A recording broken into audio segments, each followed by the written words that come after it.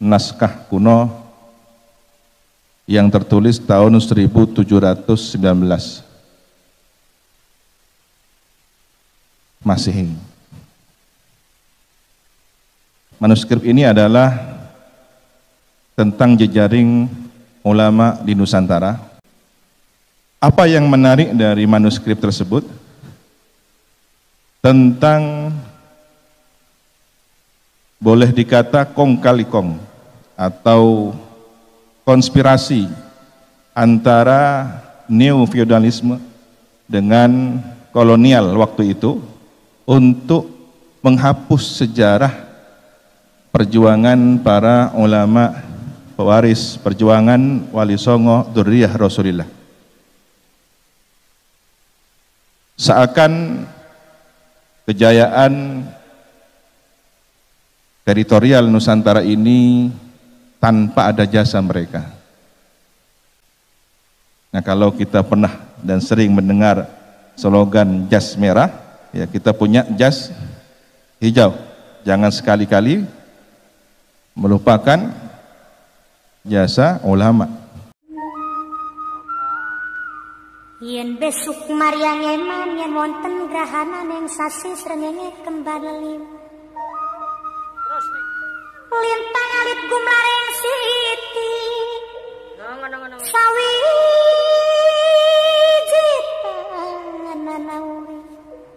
Sawiji tanana urip mung isun karo sampean mati amung kang suwarga. Assalamualaikum warahmatullahi wabarakatuh.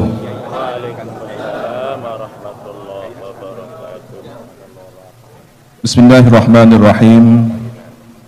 Alhamdulillahi rabbil alamin. Wa bihi nasta'inu ala umri dunya waddin. Wassalatu wassalamu ala asyrafil anbiya'i wal mursalin. Sayyidina Muhammadin wa ala alihi wa sahbihi ajma'in. Qala rabbi shrah li sadri wa yassir li amri wahlul 'uqdatam min lisani yafqahu qawli. Amma ba'du.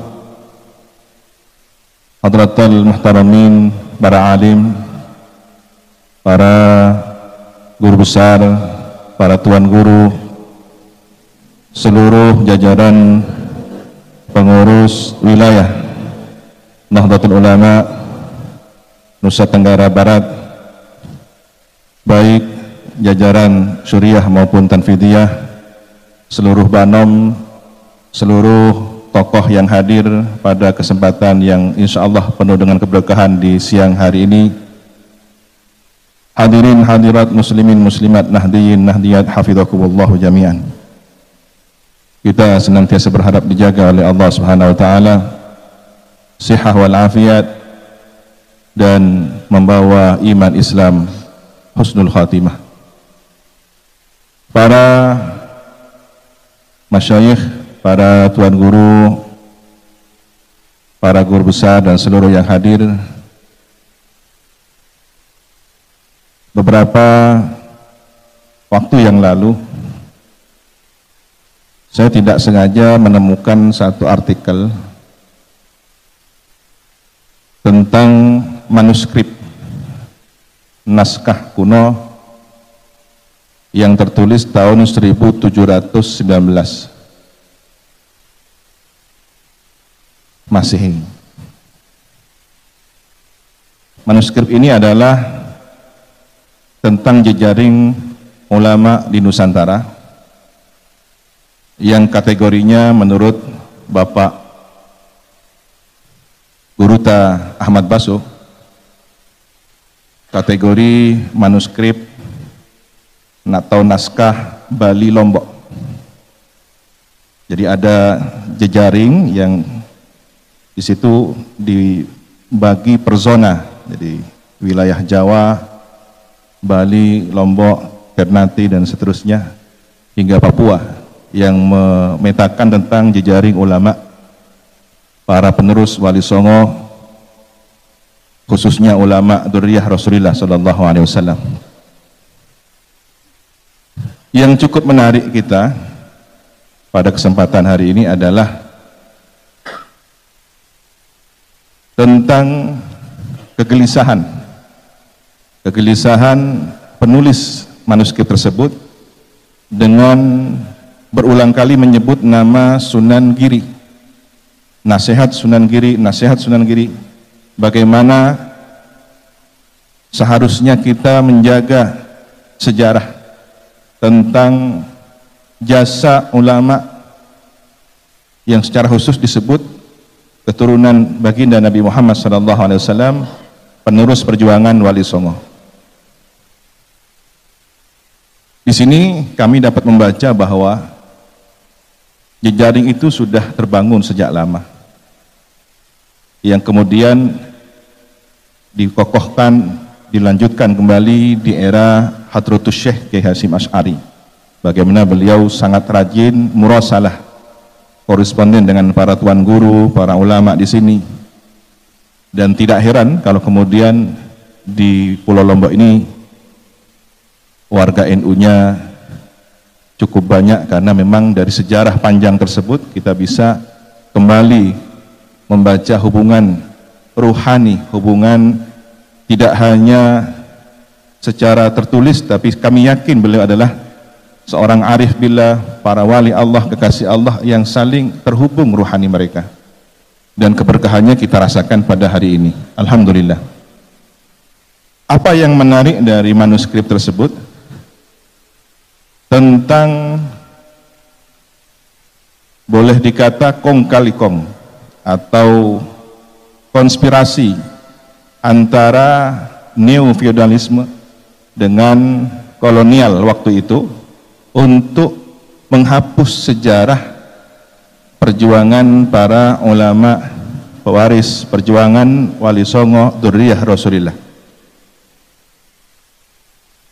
Seakan kejayaan teritorial Nusantara ini tanpa ada jasa mereka. Nah, kalau kita pernah dan sering mendengar slogan jas merah, ya kita punya jas hijau. Jangan sekali-kali melupakan jasa ulama, sejarah ulama. Nah, ini yang harus terus dikawal oleh Nahdlatul Ulama. Dan boleh jadi konspirasi itu dalam bentuk yang lain di masa-masa yang akan datang, entah bernama neokapitalisme yang kemudian menawarkan pariwisata, menawarkan investasi di tanah kita sendiri, yang pada akhirnya kita harus mengkhawatirkan tidak menjadi tuan di tanah sendiri. Wal'iyadzubillah, semoga terhindar dari hal tersebut. Dan ujung tombaknya sekali lagi harus kita sebagai penerus, pelanjut, dan pengkhidmah perjuangan para ulama tersebut. Mengingat bahwa sejarah pintu masuk peradaban Islam di Nusantara ini adalah perairan, pantai, ya, sangat terbuka sekali.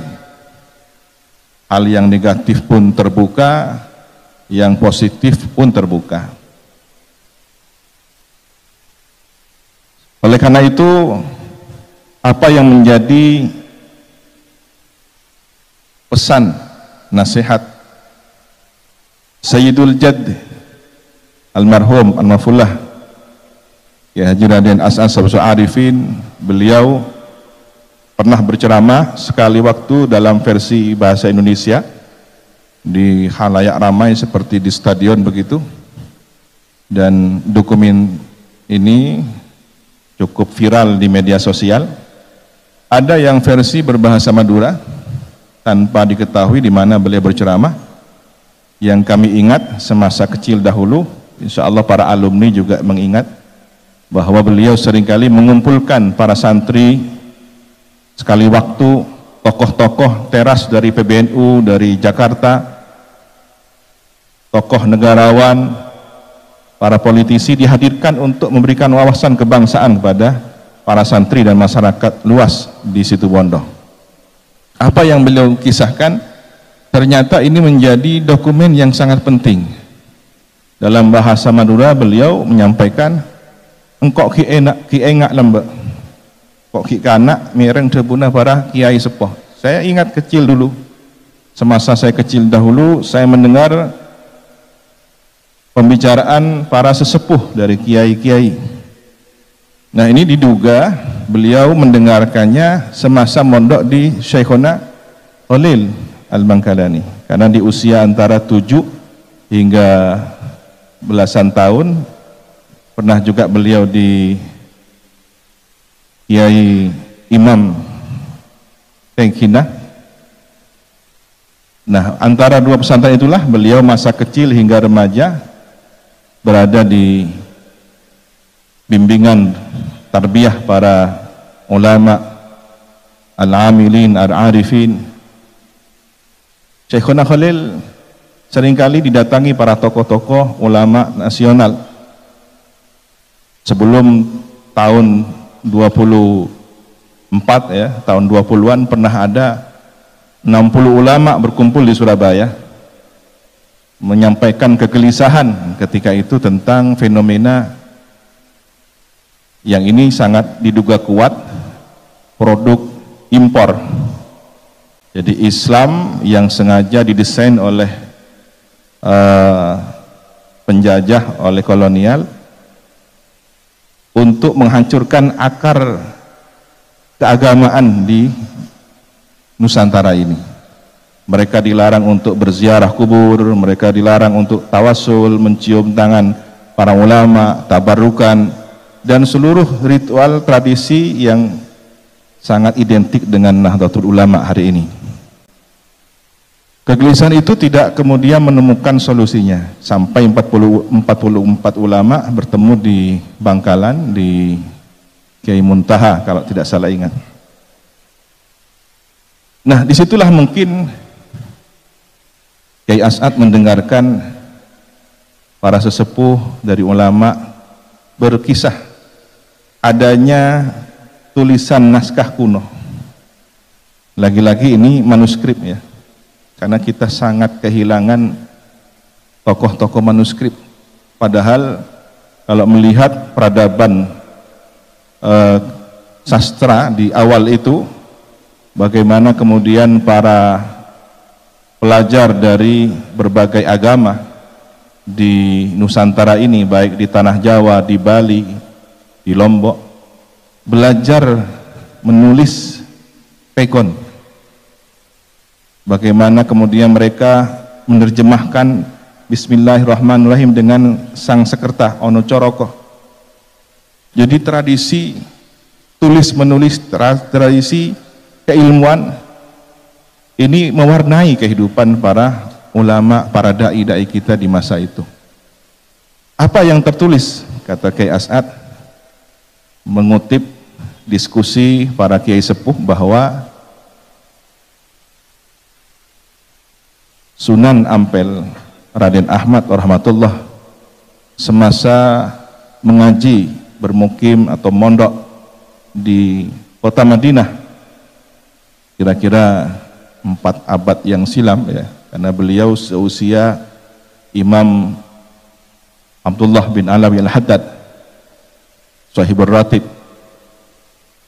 yang saya berterima kasih ratibnya dibaca di kantor PWNU ini sehingga menjadi tambahnya nilai rohani spiritual para pengurus dan seluruh warga NU khususnya di NTB. Mudah-mudahan istiqomah.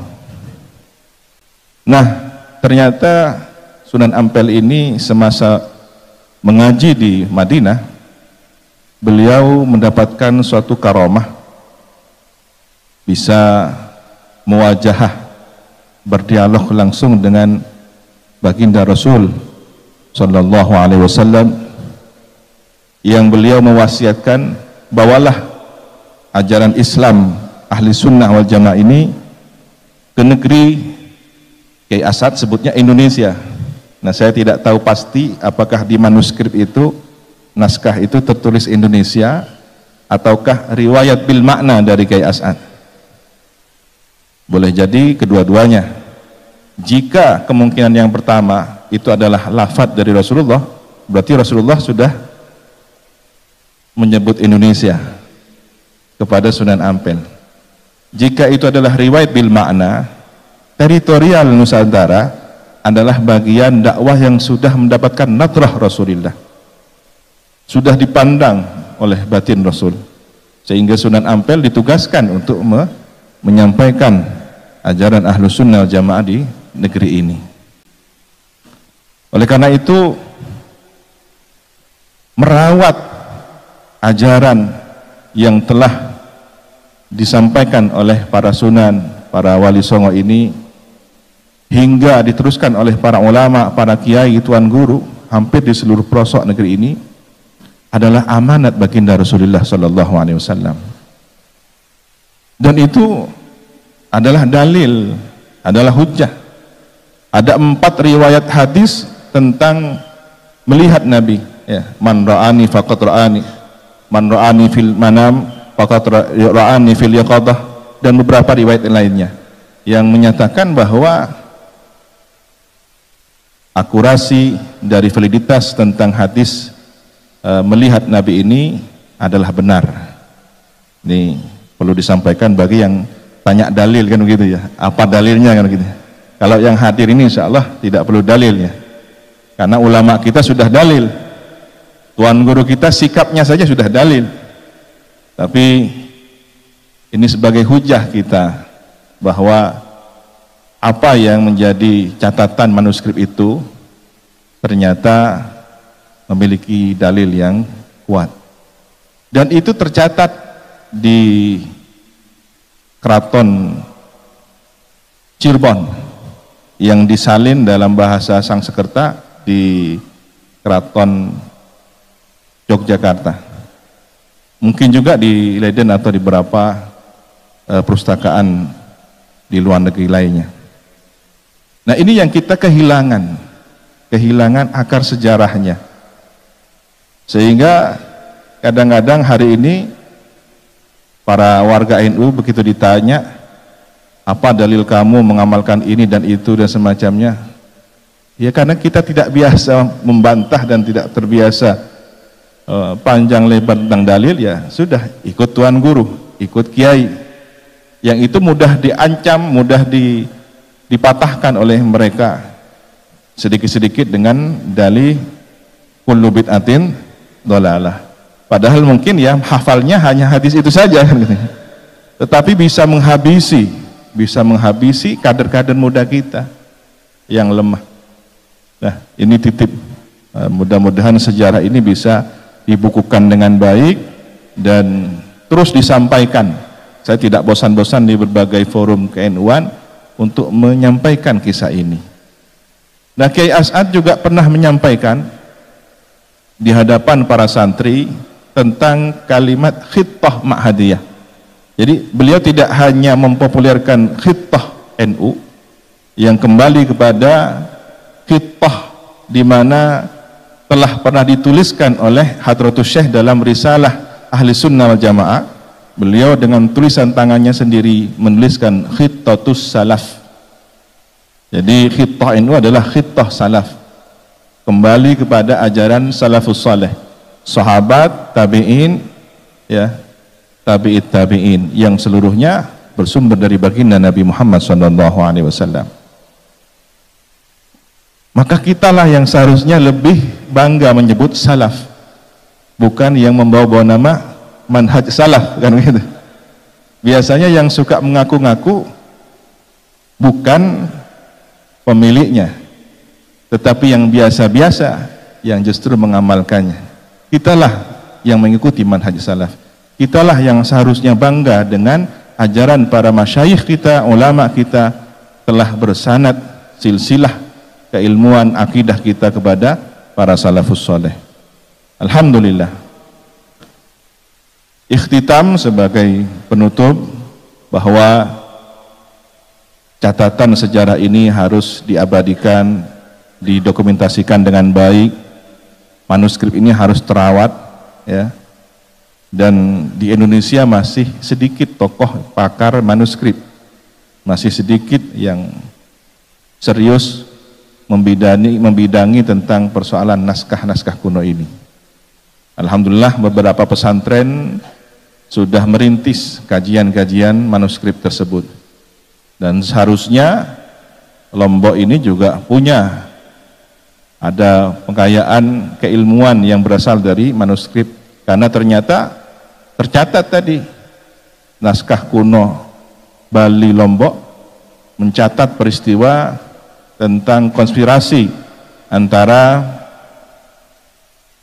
kolonial Belanda dengan neo feodalis di zaman itu tahun 1719.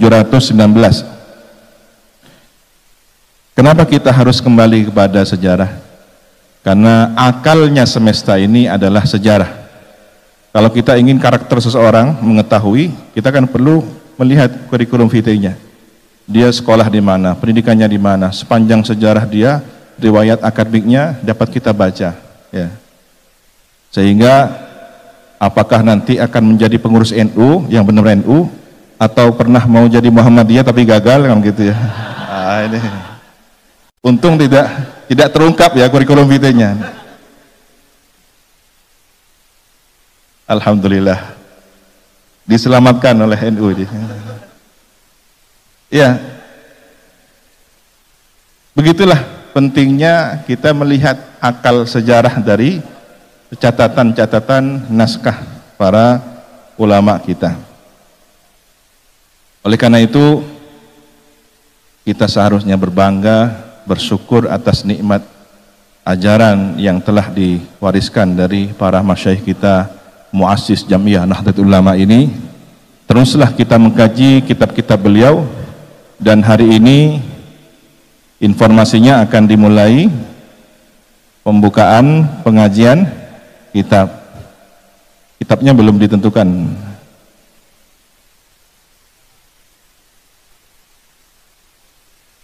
Barakallahu fikum. Nah, Masya Allah.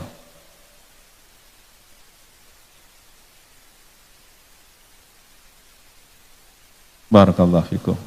Dan itu entah ini janjian atau bagaimana, sekarang di mana-mana marak sekali.